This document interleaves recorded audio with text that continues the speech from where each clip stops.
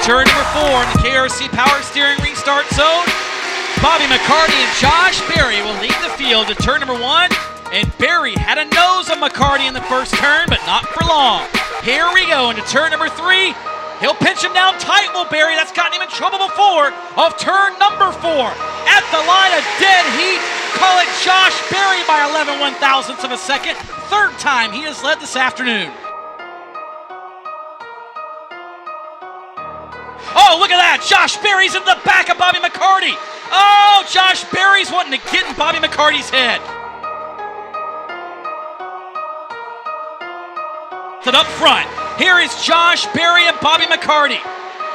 Contact in turn 3. Berry moves McCarty out of the groove. McCarty turns left on him, trying to throw the block. Look at Berry. He moves Bobby McCarty up the racetrack. He got a little bit coming through. High see you later move. Josh Berry is a winner at the Dominion Raceway in the Ragle Cadillac and Chevrolet 125. A dominating performance for Berry as he led the last third or so of this one in statement style. Man, this car was awesome. That was unbelievable. Early on, we were, I thought we were fair. Cooled off, and I think the track come to us, and it come time to go there, and it went. Like I said, I couldn't believe how well, once we got out front, how well it ran, and we were just able to just drive away. I mean, like I said, that was pretty fun. Amazing race car, first race on this thing, and it was awesome. And just thank credit to all these guys for all their hard work. There was some contact there. Intentional, not intentional, trying to deliver a message? I just got a little tight getting in.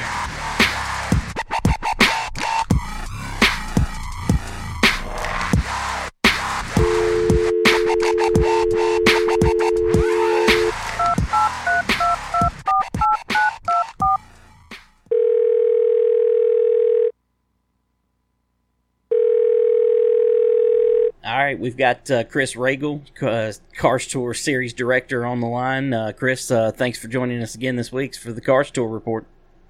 Yeah, glad to be back with you guys at Race 22 for sure.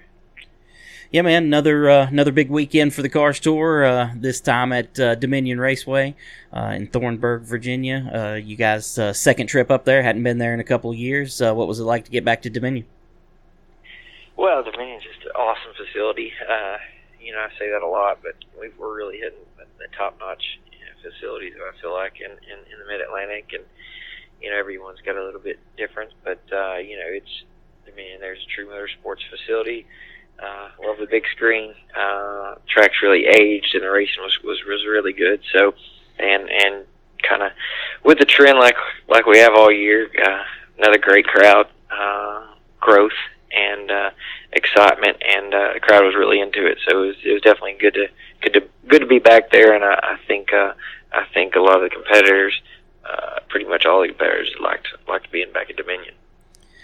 Do you think the crowd was good for you guys because you guys didn't continue to come back? I mean, you think skipping a year at some of these tracks, I know you guys had kind of talked about that, like with Wake County, you guys had went last year, didn't go this year, possibly going back in the future. Do you think that helps with the crowd? I do. I do. I think there's some places that Motor Miles, we saw a lot of growth after not being there a while. If sometimes I think that's kind of a thing. Maybe I'm way off here, but if you have something and then you take it away, you definitely make a point to be at it next time if it returns. Maybe so. Could have been just coincidence. Could have been the overall growth of the series, but no doubt it was a great crowd, an enthusiastic crowd. It was kind of the crowd that was really into it. Driver Intro was big into it. Making loud noises and things like that, and the way everything's set up there. If you've never been to Dominion, you need to go. It's a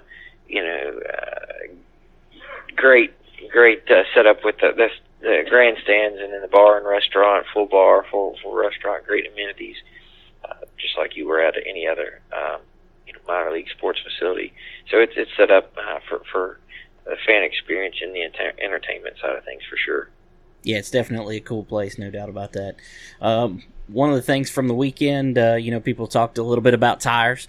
They normally run the American Racer or McCrary tires there at Dominion Raceway, kind of a newer surface. I believe you guys went there with a different tire before. Tell us about the choice to go with the F45s this weekend and how that turned out. Well, F45 is what we run on a regular basis. So, and last time we were there, which was, like I said, would be in 2017, I believe. We ran the 50s all the way around. But the track's aged a lot. It's aged to where the racing product's better. And it was a situation where, a matter of fact, Hoosier and things like that had pretty much presumed that we were running 50s and pushing us that direction, and we felt like it was okay, and made the call. It was kind of on us to make the call. They recommended the 50s, but we made the call. We think with the aging and some of the research and what we've seen and stuff like that, and talking to our teams, the 45s were where to go. And when these guys are cycling tires and you throw a different tire in there, it just kind of adds a little bit of cost and increases their costs a little bit on cycles. So we did run the 45s. Saw a couple instances during the day where some higher heats were, but overall no problems. Great racing, and at night when it was time to go, no issues, no problem from anyone as far as any tire issues at all. Gotcha. I mean, I think it's a great choice by the series to, keep the cost down for those guys. I mean, if had you guys put the F50s in there, obviously they would have had to, buy more tires. Potentially the lower budget teams would have had to buy, more practice tires and things like that. So I think it's a really good move on your part, and I'm glad it worked out for you guys. Yeah, it's kind of a thing as the competitors were appreciative of it, but then they also said, you're either going to be a hero or zero. So sometimes you just got to take chances. But we were really engaged with the competitors to try to get some feedback, and there were some guys that were tested there significantly earlier, so it wasn't like it was a completely being completely shot in the dark. Gotcha. This race was kind of a weird one. I mean, you guys had a couple of different delays during the course of the day. Tell us about, I believe his first delay was for sun. So tell us about that whole situation and how you guys determined to decide to do that. Yeah, it just I felt it was a race that just didn't have any flow. No, very choppy. Not really a good flow. Sometimes. I don't care what sporting event. Sometimes a football game or basketball game, you just go to some races or sporting events. It just didn't flow well. And for the beginning, it didn't flow well. All day was great, and driver intros and the fans and everything. All that was great, but just took us a while to get going. We had an engine let go, and probably about 25, 30 laps in, I think it was, and maybe even less than that, right at 25, and 07 at Cam McGillie's engine let go, and that thing let go like a cup motor in the 1990s. I mean, it blew big, white smoke trailing down, and just filled his car with smoke and put a lot of oil down, and so it was a big mess to of course everything moved before the day, and earlier in the day, the blower, the tractor blower on the for the facilities blower broke. So we only had hand blowers as far as the cleanup crew. So that hurt things a little bit. And then the sun, sun is if you've never been to Dominion, the sun is right towards the grandstands, towards the tower, and covers a majority of the racetrack. And we had already went green, and cars were riding around working the speedy dry in, trying to get it in, and there's just no wind, no breeze to to get rid of the haze. So yeah, it was just a weird situation. After a while, the track was guys saying good enough is ready to go racing, but really couldn't never go because spotters and stuff couldn't see around because of the haze and the sun. It was like being in wherever the world's worst smog is, for sure. Yeah, that crash that you mentioned kind of took out some of the potential top runners there, including Mason Diaz, and he had some interesting things to say on the broadcast there when interviewed by Jacqueline. There said that the track was never ready to go. What do you have to say about the decision to go there?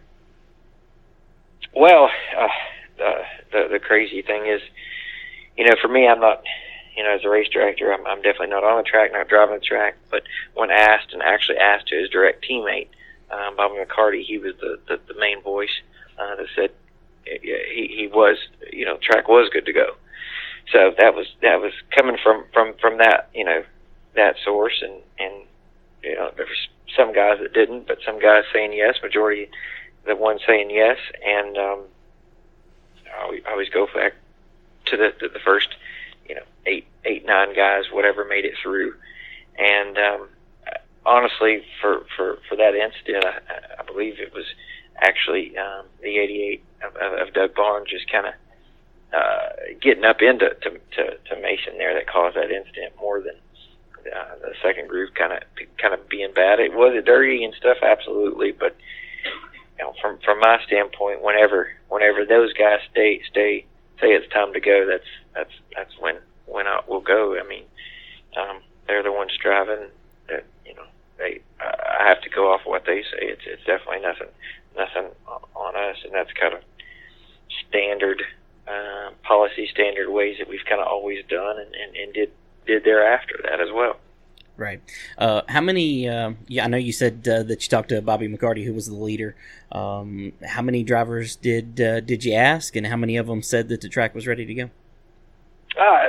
Well, I just kind of way it works is I'll come on the radio and I'll say, Jim, our spotter official that were spotter officials that we always ask. And,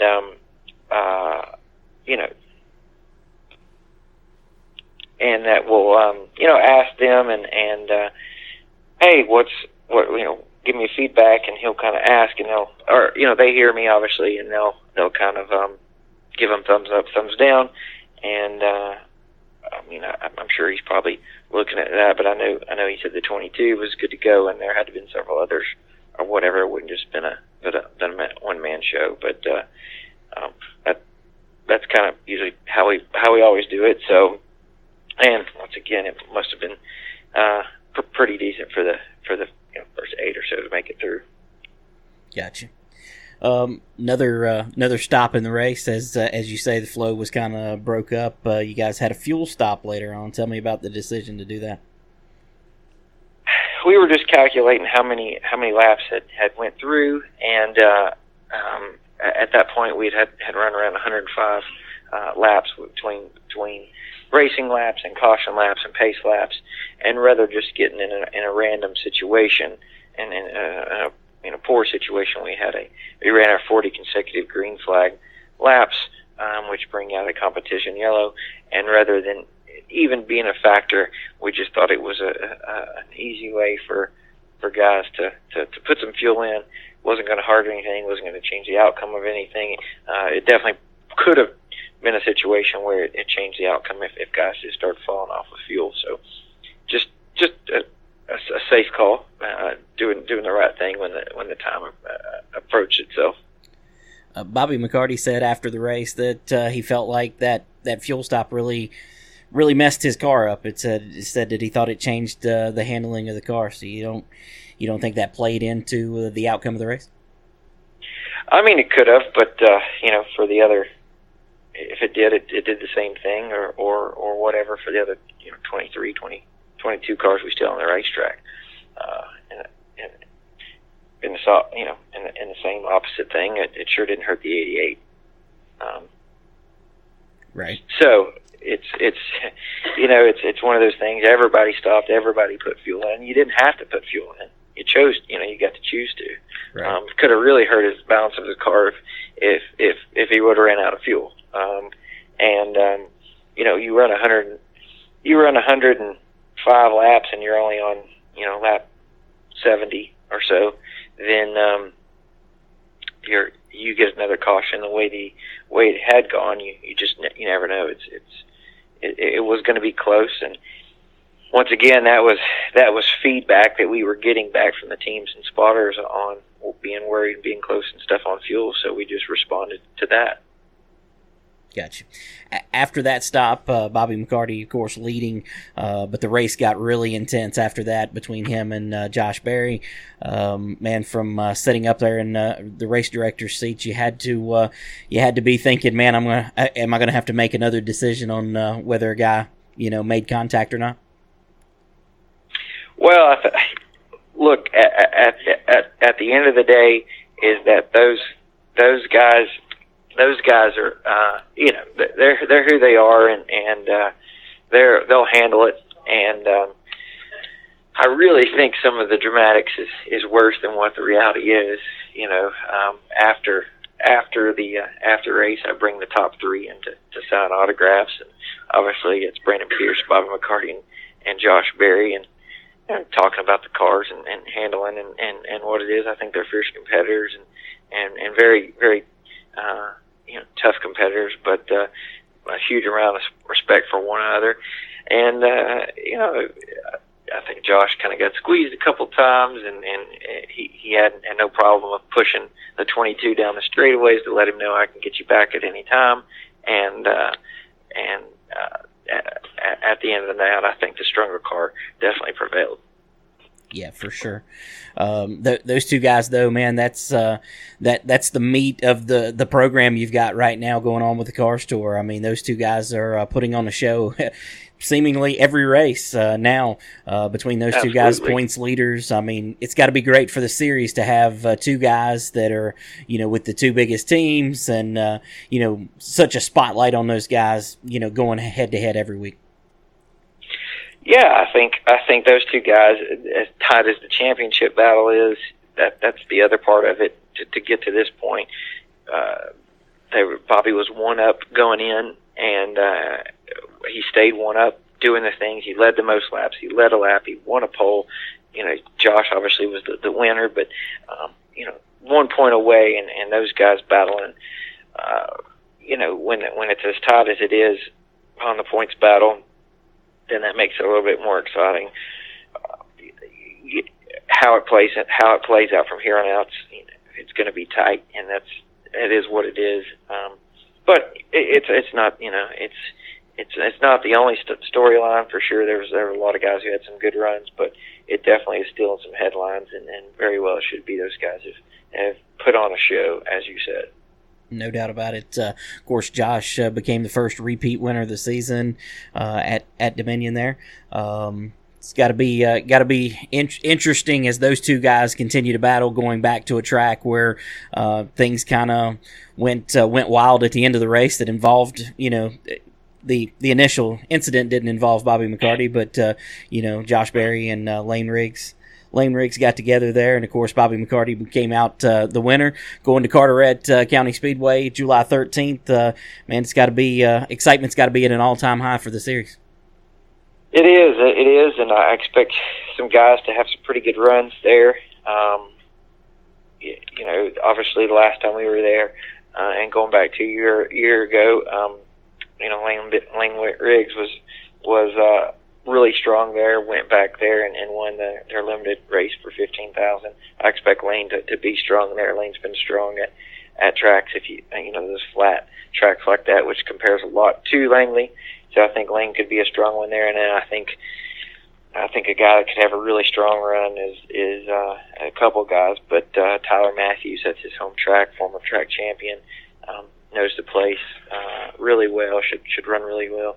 And then I think keeping an eye on Stacey Purrier, and it's a home race for his sponsor.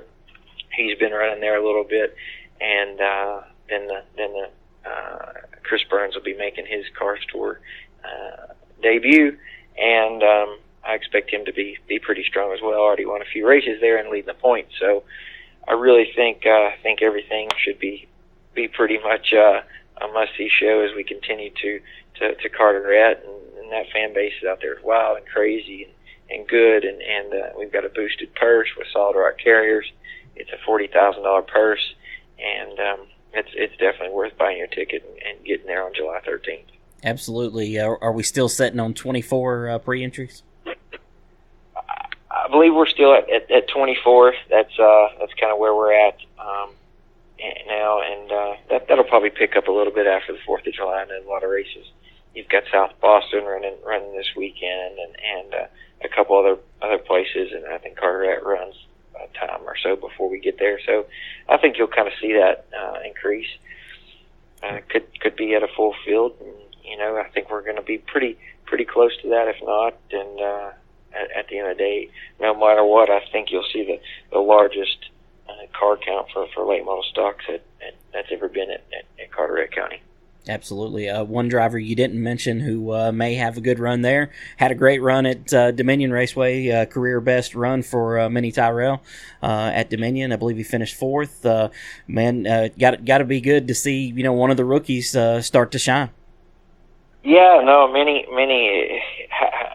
his personality is just crazy. It was great to see his fan base was wild and cheering for him, and they're absolutely, if you look down at the fan fest going on, his car was absolutely crowded with 50, 60, 70 people at all times. They went crazy for him in the grandstands. There was another guy that was from up that way that had a great run and needed a great run. Didn't get the finish because of some mechanical stuff, but Johnson Finley ran really well, and a couple of those Virginia boys ran pretty good. I think you'll see the Justin Carroll and Virginia Justin Carroll and Terry Carroll will be at Carteret. So it's good to track some of those Virginia guys down here, and some of those South Carolina guys are coming up, and Matt Cox and Chad McCumbee are a pair coming up to Carteret. So we're going to have a show for that one, and Minnie moved up to 5th in points and leading the rookie race. So, man, it's good times ahead. Yeah, another rookie didn't make it to Dominion, Taylor Gray. Do you know anything about the situation there? Are they dropping off the tour? Are they just taking a break, or what's going on there? Well, talking with the team manager there a little bit,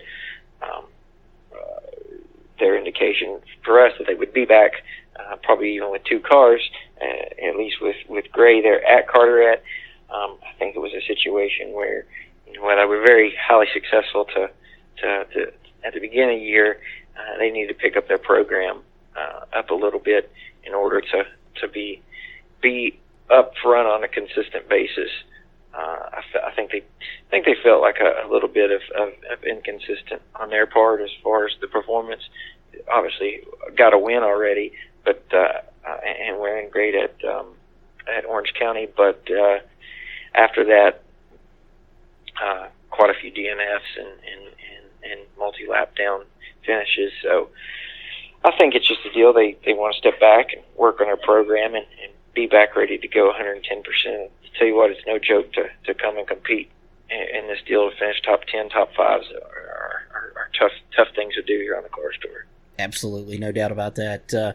Looking ahead a little bit past Carteret, heading to Hickory Motor Speedway for the annual throwback race. You guys have got to be getting pretty busy, looking over the paint schemes and getting older racers in there. So a lot of things going on with that. Yeah, it's throwback time. We're ready. It takes a lot of prep for it. Getting some with the best appearing car and the best dressed team and the best dressed throwback fan, getting some sponsors and partnerships lined up for that, and like you said, getting up some of these legend drivers and celebrities. We really like having a solid lineup for those, and then we've got some of those paint schemes starting to come in a little bit, and we're excited about the throwback. It's we got great merchandise, so it's going to be big. I think we're set for another big throwback race, and a lot of folks have already sent some of their stuff in and tell us they're coming and what's coming, and we're excited about it too. Coming up August 3rd. Yeah, that race seems to be getting bigger every year, and that's one race that I think everybody who follows short track racing in this region says, "Man, I got to get to that race." Yeah, I encourage anybody, if you pick one race all year, go to that one. It's really cool. You see a lot of old racers. You see a lot of the guys paying tribute to them, and it's short track racers. It's NASCAR. It's just Hickory. It's kind of everything, and it's at the perfect place. You're at one of the oldest tracks, and our ability to not have really restrictions from number changes and things like that really makes, I think, what sets our throwback event apart. It's definitely one that everybody should get excited about, and we're definitely excited about being there and seeing that and heading to Carteret. Before I let you go, we don't usually deal in rumors and innuendo here, but I've got a question about a rumor that I've been hearing pretty hot and heavy here lately, and I just wanted to get it out there and see what you have to say about it. But been hearing quite a bit of rumor that next season you guys are planning on paying $10,000 to win every race. I don't know about that. I've heard a lot of rumors too, for sure, but we'll see. Always working towards making our program bigger and better and things like that.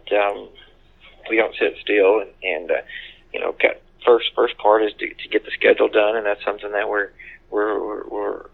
full speed ahead on, and get our schedule done and see where we're going, and some of that's a little change, a little different of what some of these tracks aren't used to is planning that far ahead. So we're having to change the mindset a little bit when you call a track in June or July and say, hey, I'm looking at this May date or this June date or whatever, and they go, huh, what? Right. So you have to kind of plan for things. So I guess our first step is to get through the schedule and go from there, and then we'll kind of, once we get our schedule in, we can kind of follow through with that what else we're doing and take it one step at a time. Absolutely. No matter what happens, I'm sure everybody will be excited about what you guys got going on for next year. But we still got plenty of racing left to go this year. Of course, Carteret up next. Going to be an exciting one. It was exciting last year, and hope to see you down. Hope to see you down there for sure. I'm planning on heading that way. So finally get back to your day. You're going to make it there. All right. That's what I like to hear. I mean, I haven't been to a race since, Hickory, I think. So it's really bad. So I better hurry up and get to another car store race. Well, maybe we can do the same thing that we do for our competitors. If you attend, if Austin Langley attends 3 consecutive cars tour races, he gets a $500 bonus. So I'm in for that. Maybe we can get a pull for that and see that. You'd have to be at Carteret, Hickory, and I guess Orange County, so those are all not too bad for you. I could probably pull those off. Those are 3 really good racetracks to go to. I mean, there's no finer facility than Carteret, and the racing at Hickory and Orange County is second to none. So definitely 3 good ones. All right, man. We're going to let you go. Get out of here. Appreciate your time, and we'll talk to you after Carteret. All right. Thanks, guys. I appreciate it. Yes, sir. We're sorry. The number you have dialed is not in service at this time.